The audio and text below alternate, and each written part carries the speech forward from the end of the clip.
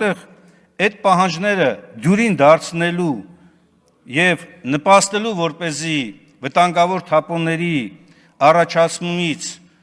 կուտակումից, տեղափոխումից, տեղադրումից, մշակումից, օգտահանումից եւ թաղումից զատ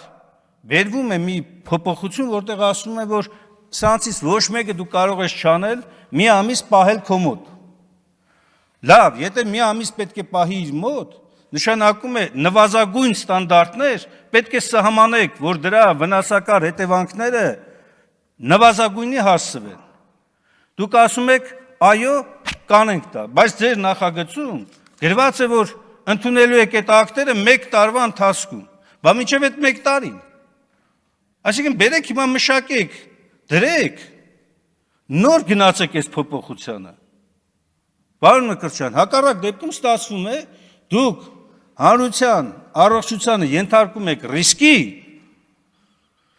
եւ ես չեմ վարանում հիմա ասեմ, պոպուլիստական նպատակով, հա,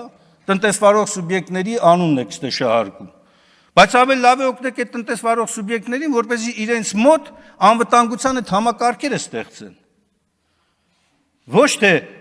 հայտարարում ենք, ասում ենք, որպեսզի չտուգանենք, դրա համար հանում ենք այդ պահանջը։ Դրա այտենց ցանկացած բան կարակ ասեք։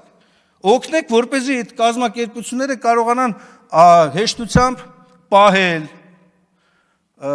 անվտանգ միջավայրում պահել դրանք։ Ի վերջո խոսքը գնում է վտանգավոր թափոնների մասին։ Վտանգավոր թափոնները դրանք ոչ միայն առօրյա կյանքում մարդկանց գրեթե ամեն օր յուրաքանչյուրին հանդիպող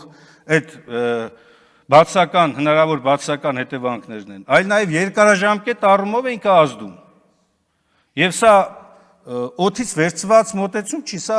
միջազգային համաշխարհային փորձառության վրա հիմնված մոտեցումներ են սրանք։